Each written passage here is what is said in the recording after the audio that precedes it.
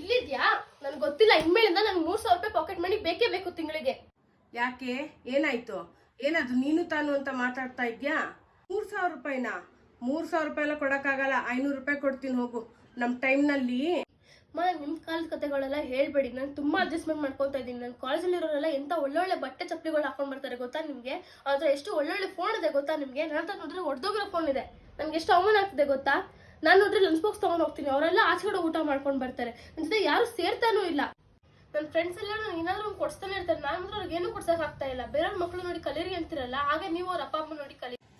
ಬೇರೆಯವ್ರ ಅಪ್ಪ ಅಮ್ಮನ ನೋಡಿ ನಾನು ಕಲ್ತ್ಕೊಳ್ಳೋ ಅವಶ್ಯಕತೆ ಇಲ್ಲ.